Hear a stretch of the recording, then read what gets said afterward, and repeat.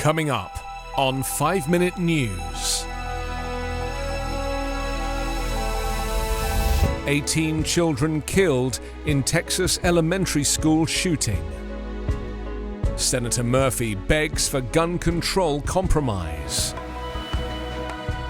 And ExxonMobil loses bid to halt climate change lawsuit. It's Wednesday, May 25. I'm Anthony Davis. An 18-year-old gunman opened fire on Tuesday at a Texas elementary school, killing 18 children and 2 adults. 3 people wounded in the attack were hospitalized and in a serious condition. The gunman was eventually killed by law enforcement.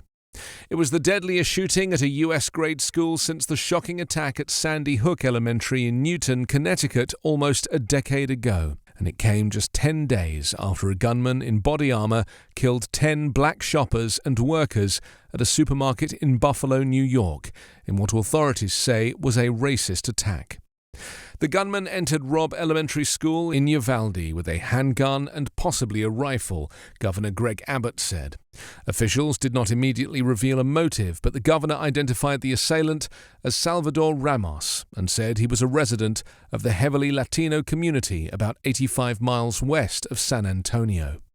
Abbott said the shooter was likely killed by police officers, but that the events were still being investigated. The school district's police chief, Pete Arredondo, said the attacker acted alone. The massacre of young children was another gruesome moment for a country scarred by an almost ceaseless string of mass killings at churches, schools, and stores. Pray for the lost, their families, and Uvalde, San Antonio Mayor Ron Nirenberg said in a tweet. Robb Elementary School has an enrollment of just under 600 students, and Arredondo said it serves students in the 2nd, 3rd and 4th grade. The tragedy in Uvalde was the second deadliest school shooting in Texas history, and it added to a grim tally of mass shootings in the state that have been among the deadliest in the U.S. over the past 5 years. Connecticut U.S. Senator Chris Murphy, who came to Congress representing Sandy Hook, begged his colleagues to finally pass legislation addressing the nation's gun violence problem as the latest school shooting unfolded on Tuesday in Texas. A gutted Murphy took to the Senate floor and demanded lawmakers do what they failed to do after 26 elementary school students and educators were killed almost a decade ago in Newton, Connecticut.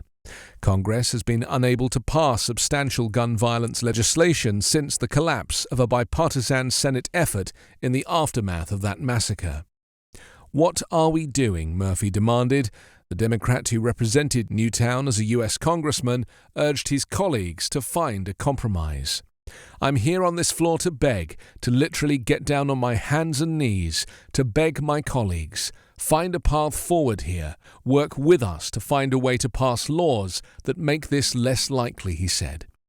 He told reporters afterwards he was working with colleagues, particularly reaching out to Republican Senator John Cornyn of Texas to see if they could muster any bipartisan support for gun violence legislation.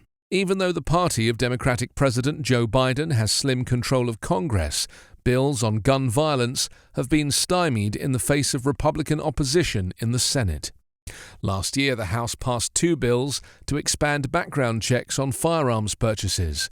One bill would have closed a loophole for private and online sales. The other would have extended the background check review period. Both languished in the 50-50 Senate, where Democrats need Republican votes to overcome objections from a filibuster.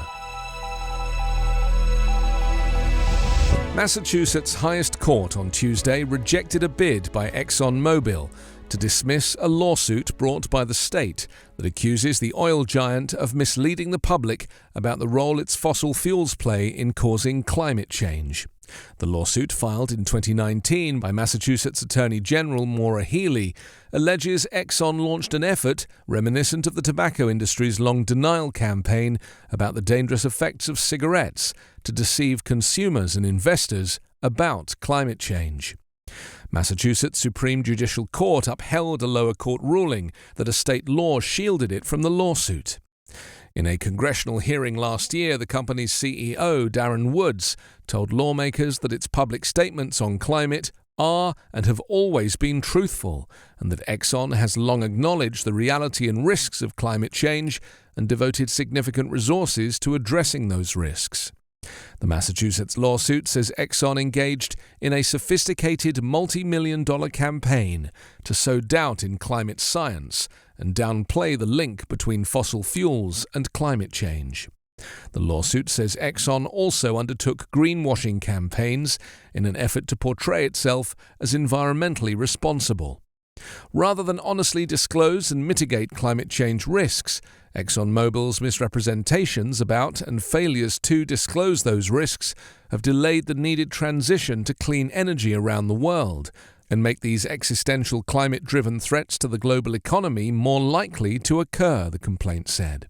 Healy called the court's ruling a resounding victory in the state's effort to stop Exxon from lying to investors and consumers. You can subscribe to 5 Minute News on YouTube with your preferred podcast app. Ask your smart speaker or enable 5 Minute News as your Amazon Alexa flash briefing skill.